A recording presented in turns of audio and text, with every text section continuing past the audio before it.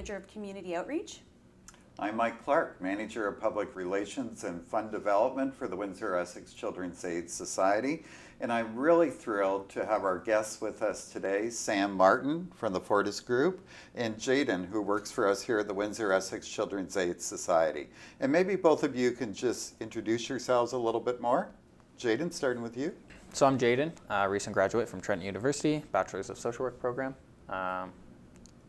I volunteer here a lot, and I work here as well in the Access program. Great. Very good. Sam? Great. Well, as Mike mentioned, my name is Sam Martin. I'm the Director of Marketing and Corporate Affairs at Fortis Group. I've been with the organization for about 4 years now. So I spearhead all of our charity initiatives and our campaigns that we're involved with at the foundation.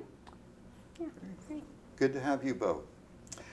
Today's focus for our podcast is Children, Youth, and Families, Strength for Today, Opportunities for Tomorrow, which is the theme of the new campaign of the Windsor-Essex Children's Aid Foundation. This campaign was launched in April of this year, and we are excited about the initiatives which will focus on strengthening families and supporting youth that the Windsor-Essex Children's Aid Society serves. The foundation is a different entity from the Children's Aid Society itself, but its mandate is to generate community support for the programs that benefit children, youth, and families. So again, we're really excited to have our guests here with us today who will give us a perspective of both a donor and somebody who's experienced some of the programs of the Children's Aid Society and the foundation. Great. Well, welcome, Jaiden, and thank you for being here with us. And for those of us here at Children's Aid, we know you and are inspired by your journey and what you've been able to do in your life, despite some of the challenges that you had early in life. You want to talk to us a little bit about your early journey and how that has impacted you? Yeah, absolutely. So I officially came into care when I was 9, so that was 2007. Feels like forever ago, but also like yesterday. Some people who helped me on my journey are Ben Rhino, Marie Bisson, Justine Danforth, who spearheaded some of the YAC, Youth Advisory Committee stuff that I was able to be a part of. Journey's been eventful. I've tried to volunteer and get experience everywhere I can with the agency. So the people I mentioned are the ones who helped motivate me to take those opportunities and push myself, take the risks, and kind of just like jump into stuff, even if I didn't think I was ready, because that's how you just prove to yourself what you're capable of. So let's talk a little bit more about some of the programs that you've had the opportunity to take advantage of while you've received services from the Children's Aid Society and through the foundation. So what are some of those programs that you were able to participate in? Yeah, so a few of the key programs that I was able to benefit from just here at the agency were things like the academic dinners, the Christmas dinners, holiday stuff. You come to the agency, you get to connect with your peers in care. You get to bring a support. It can be a family member, a friend, just somebody to be there with you that you trust to kind of like bring you through the experience. And there'd always be things to do like creating ornaments for your Christmas tree. There'd be raffles, so it's kind of like you might win something nice at the end of it. Just gives you a good experience, something to take with you moving into the holiday. Maybe you had a rough week at school or something like that, so it's something to take your mind off of all of that before you move forward. I also got to participate in the Youth Advisory Committee a lot, and that was here at the agency.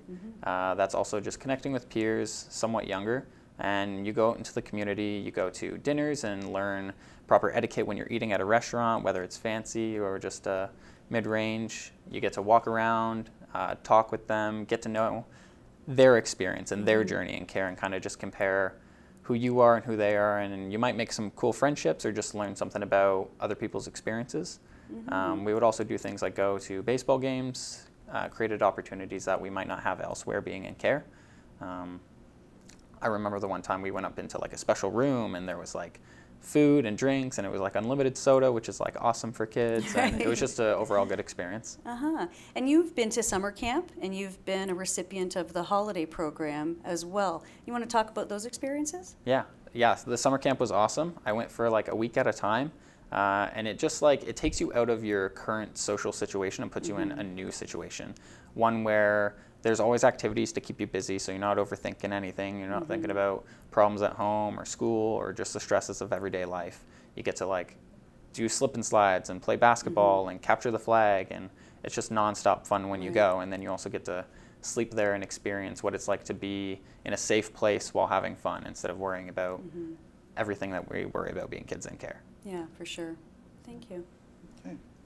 Jaiden, you've recently completed a university degree, and as you mentioned, you're employed here now at the Windsor-Essex Children's Aid Society.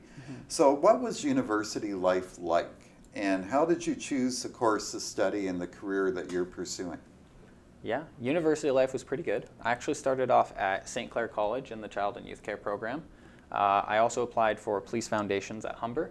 I ultimately chose Child and Youth Care because I didn't ultimately know what I wanted to do with my future, but I knew that I wanted to help people, and that family meant a lot to me, especially given my experiences, and it just seemed kind of up that alley. Upon starting some of the courses, I just kind of decided, like, social work kind of seems like it, because a lot of the people in the program were going to do the 3 years and then transfer, and I kind of just thought about it, and I thought, I don't really want to wait 3 years, I'd rather just do it now. So then I did that, and I had the support of my worker and my family at the time, and they said, yeah, just go for it, nothing stopping you from applying. And the people I met at university were all great. Everybody in the program was supportive, and they always pushed you to be the best version of yourself, while at the same time being there to, like, have those fun moments and go grab some lunch in between classes, or be there as a venting support and talk about your life, or just connect with them on a personal level too. It wasn't always just about school, Right. but it was still a supportive environment to be in. Excellent. Yeah. And, you know, it's so important for us to have people in our corner to really champion our success. And you talked earlier about a few of those workers that have been by your side. Can you talk a bit more about how they mentored you, other mentors you might have in your life? Yeah. Ben Reno was basically a mentor for me. He always supported the decisions I wanted to make, even if other people might have questioned them. He really focused on my strengths and supporting me and pushing me to do the things that I enjoyed, instead of criticizing or focusing on the negatives like some people might do because they have a certain path that they want you to take. But he wasn't interested in that. He just wanted me to pursue things that might make me happy or that I might be good at. He helped me with transitions in homes that I thought might be a good call, and it ended up working. I met my foster family that I live with now, Brenda and Joe Geraldo.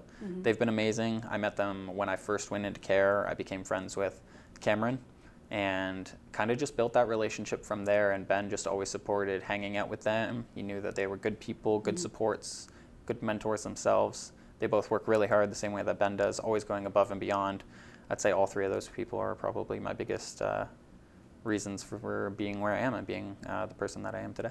That's great, and it's just so important to have that support because, and especially for our staff, our workers, oftentimes they're in a place of a parent for many of our youth, and it's sometimes even hard for them to let the youth that they support go and do what they need to do, and know when to pull back and know when to kind of go that journey with them. So it's great to hear that it's been successful for you. I'm sure we have many positive success stories for sure with our youth. Yeah.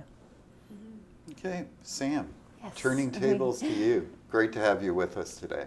The Fortis Group is a great example of a very successful local company. And I guess tell us a little bit of background about the Fortis Group, and perhaps why it is so important for Fortis Group to give back to the community. Right. So as you said, Fortis Group was originally established in 1996 in Windsor. So we are, our head office has always been in Windsor-Essex. We do have 2 other offices throughout Ontario. So we are an Ontario-wide organization. But our owners, Max DeAngelis and Tyler Beckett, for them, any sort of organization or charity that they support has always been centered around children and youth and community building. Similarly to the projects that we work with a lot of public institutions and future-focused projects. So for them, that's really been the cornerstone of our giving is children and youth and families as well. It's a very family-oriented company. If you come in, we kind of act like one big family. So anytime we do any sort of initiative, whether it's Fortis Run or partnering with you, all of our staff are on board with it and very excited. You can tell the energy is different in the office that day. They're really excited to help out. Well, of course, we're really pleased with the support that we get from Fortis Group. So maybe you would like to just touch on a little bit supporting the Windsor-Essex Children's Aid Foundation. Maybe just tell our viewers or those listening some of the initiatives that you have taken on in partnership with us and why that's so important to you as a company. Great, yes. So actually when I first started 4 years ago, I believe one of the first programs I worked on was your holiday giving program, and it is just something that everyone partakes in the office, and it's not just receiving a list of items. There's a lot of thought that we sit as a team and go through it, and that kind of set the standard moving forward for the initiatives that we developed, whether it be our No Cold Child campaign or our golf tournament. So I guess I'll start with our No Cold Child campaign that we work in partnership with the foundation on. That was an idea that was born out of a conversation between Tara Beckett and David Berman. And I believe it came together in a matter of a couple weeks, and we just kind of hit the ground running with it, and had buy-in again from the entire Fortis team. So I believe we had people running to Old Navy right before it closed to get certain sizes. We had kind of an all hands on deck approach to it, and we set the goal for 300 children and youth to be supported, and we met that. I think we actually had to pivot because there was so much support from our partners and our sub-trades in the industry that we were able to extend it to the outerwear packages, where it was providing hygiene products and additional things like that. And then our golf tournament, which is something that I'm very proud of, again, was just another way. We had so much positivity and so many conversations within the office of what can we do that's Fortis-led, that can support a local organization, that allows our employees to volunteer as well, because that was a big conversation that was being had. And so the golf tournament, no one ever really ran one before. We all attended them. So we put that together, and it was great to partner with the foundation. And our first year was kind of just figuring it out and seeing what kind of buy-in we had, if people would attend. We did sell out. It was a great support. And then, of course, had to cancel our second year because of COVID. But we were able to come back for our actual second year, and it was a huge success. Very proud to have been able to support and have people from the foundation come and talk to everyone. I think that was another part of the tournament that was a little bit different than some of the other ones that, say, different people in the industry have been to. Getting to hear the stories from the foundation was pretty amazing for us. Yeah. And can I say that last year's tournament netted $55,000, which Yes. went to programs of the foundation. So just amazing, just amazing. Such amazing support. So the campaign slogan, children, youth, and families, strength for today, opportunities for tomorrow. Sam, what does that mean for a company like Fortis? I think that is very much in line with everything that we do. So whether it's constructing a building, that's exactly kind of our approach to it. We don't want to just band-aid a solution. Here you go, it's done. It's something that's setting the foundation for success down the road. As I mentioned, we work with a lot of public institutions for construction projects, and that's kind of what we've decided, those are our values. That's part of our mission statement. So as an organization, when we look to work with different charities, different groups, it is something that's not just a Band-Aid solution. It's something that is providing people with the tools to succeed for years to come. So it really aligns perfectly with what we see as our values as an organization. So we're very happy to work with a foundation in that way. Great, thank you. Okay. Jaiden, so what does the foundation's new campaign, especially the emphasis on youth, mean to you? And would you encourage our community to get involved in it?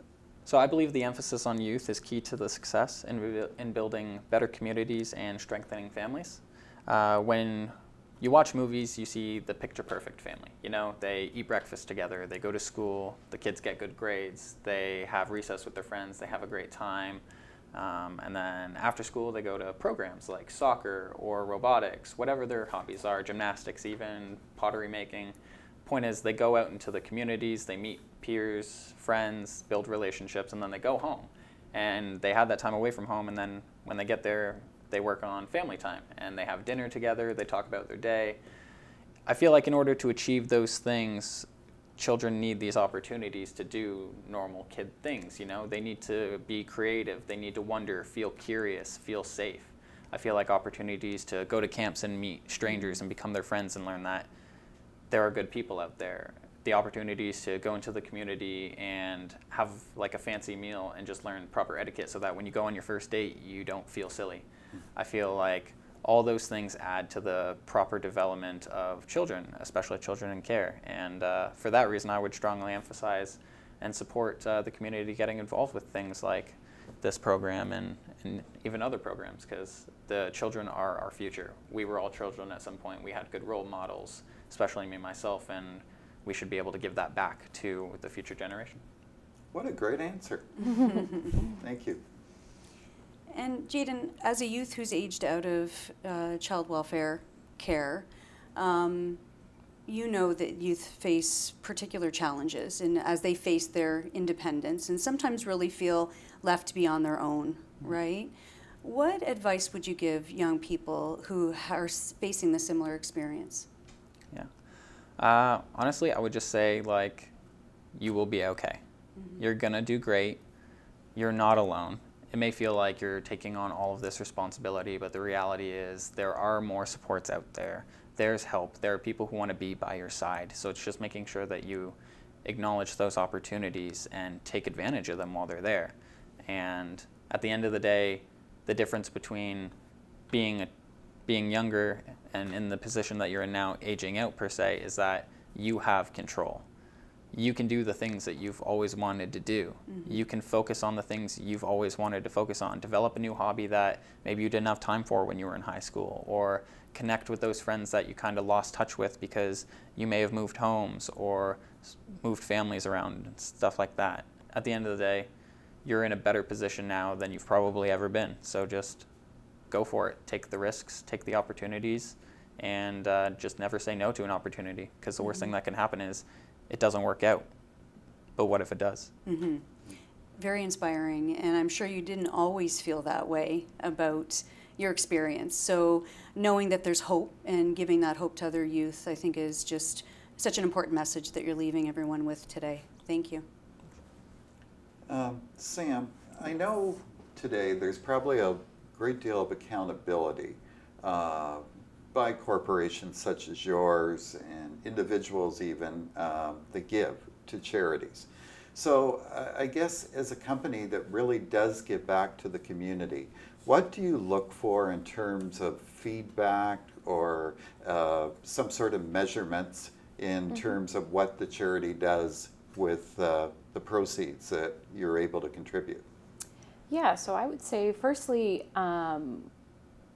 we like to work with organizations that we can have trust in, and we see I mean, everything's online nowadays too, and I will say Max loves going online and seeing the stories and stuff like that. So a big thing for us is getting to hear the stories and getting to see the faces and the names, and that it's not just another mission statement or another about us section. We're actually reading about the individuals that it's helping. So I mean, myself, I've been lucky to attend Gourmet Gardens where we hear individuals speak that have been part of the programs, and sitting here today listening to Jaiden is just, you're almost awestruck, and you think you know, but you really don't realize how much a little helps. So for us, it's really getting to continue to hear about it. So even so, the No Cold Child or the holiday giving program, even dropping off that stuff to your staff, getting to